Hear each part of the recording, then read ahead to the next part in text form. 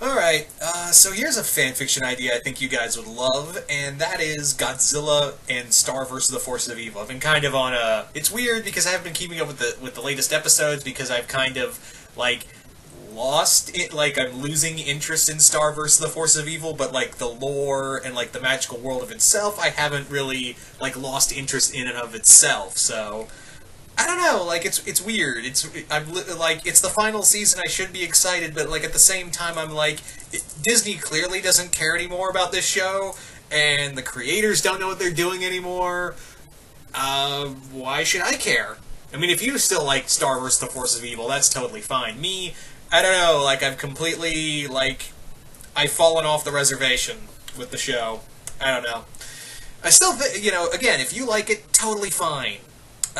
But me personally, I'm just kind of like, it feels like they don't know where to go now. Like, it really feels like, I watched the first few episodes and I was like, they really don't know where they're going right now, do they?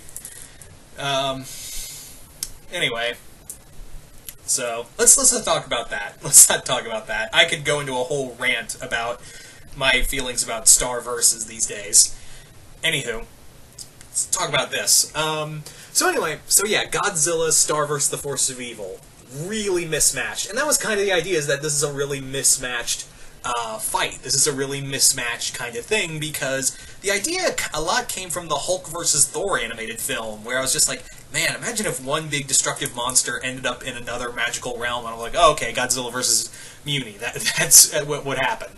So, Godzilla and Mewni. So you're probably wondering, how does Godzilla end up on Mewni in the first place? Well, for that, what happens is that Mina Loveberry, the psycho soldier that was created by Queen Solara, the monster cleaver. She was she's basically, Mina's basically a psycho super soldier with magic powers. She is livid about the idea of Eclipsa taking the throne. She's angry about it and having, Globgor there back, and it's just driving her nuts. So she's like, in a last-ditch effort to, more or less, she thinks that Mewni needs to be cleansed. It needs to be, like, completely wiped off the map and brought in with pure humans. There needs to be only a pure human race, and there needs to be, like, a Ragnarok, and, just a clean slate across the land, just to basically say, yeah, no more monster and human intermingling, no more of this, all humans, because she's even wants to kill all the humans, because she's like, you guys just didn't, you didn't rebel against Eclipsa, you didn't like that, you just took it, that's not the humans I'm going to create in my new empire, I'm going to make a new race of humans, and the only way to do that is to wipe away the old. So, yeah, she uses a spell that she finds to basically create a portal so large that it pulls Godzilla in from Monster Island, and into Mewni. And Godzilla is justifiably pissed that he just got ripped away from his home and put in a new, strange, unfamiliar land. And Godzilla does what he does best when he's angry. Kill fucking everything.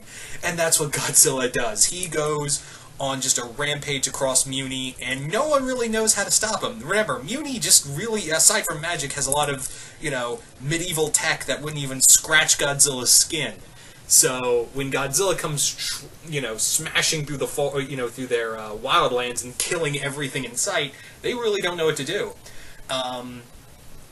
That's kind of their thing, is that they really don't know how to face, something this powerful that's just cleaving, the land, just burning the landscape and leaving just a radioactive mess. This is one thing I really wanted to play with in this story, is that really playing with Godzilla's radioactivity, because I don't really think a lot of Godzilla films, even the Toho-verse outside of 54, really played with the whole, when Godzilla goes through a city, he leaves behind just a massive wasteland of radioactivity. So yeah, that was kind of the thing, is that while Godzilla's, smashing through Mewni, he's leaving behind like a radioactive fallout behind him that's getting humans sick. They don't know how to cure it because it's science, and they don't really know how to combat it. Marco is the only real person who knows what Godzilla is capable of, because he's seen like newsreels and seen, attacks on Japan from Godzilla, so he's like, okay, this is what we need to do. This is, we have nothing to combat him with. We have nothing that can really fight him. So it's really up to all the humans, monsters, demons, and everyone to just come together to try to fight Godzilla as he's continuing to just devastate Mewni.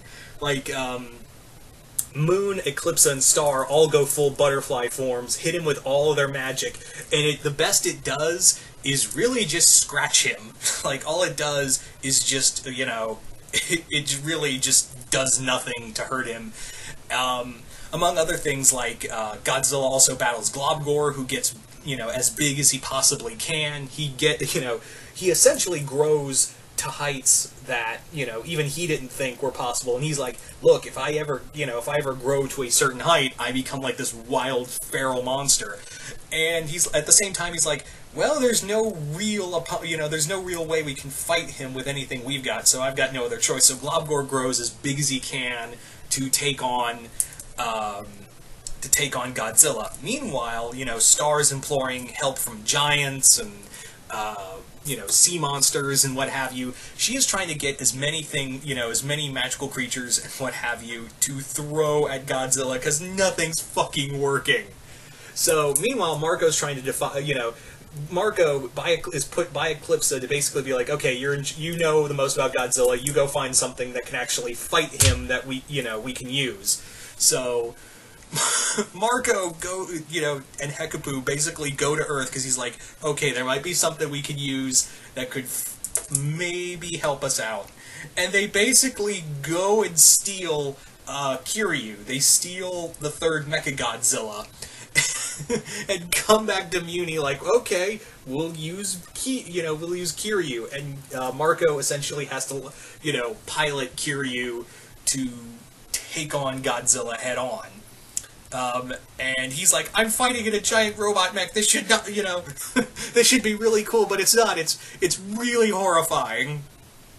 So that was the idea on a whole. That was pretty much the idea on a whole. Is just Godzilla just destroying everything in his path as he's making his way towards the to the palace, just to destroy it because he's pissed off. He doesn't know where he is, and they in Mewni can do nothing to stop him. So there you go. So yeah. This was just a pretty fun story, and I may come back to this. I may come back to this idea in the Infinityverse.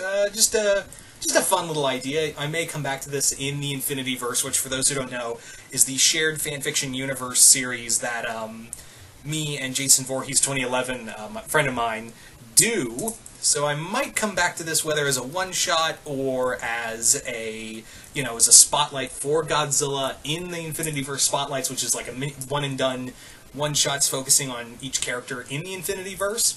So, but you never know. Who knows? I might come back, this might not. It was a fun idea. Just see where it goes. But anyway, so you guys tell me in the comments below, what do you guys think of the idea of Godzilla and Mewni? Do you guys like the idea? Do you guys hate the idea? Who would you want to see Godzilla, just wreck? Who would you like to see Godzilla just completely wreck? Because there's no... Let's be real, guys. And I don't mean to sound like a Godzilla fanboy hating on Star Versus. It's just proven fact that there is nothing that Mewni has in that entire universe that can fight Godzilla. There is nothing there. But anyway, just comment below, let me know. Once again, hope you all enjoyed this, and I will see you guys later.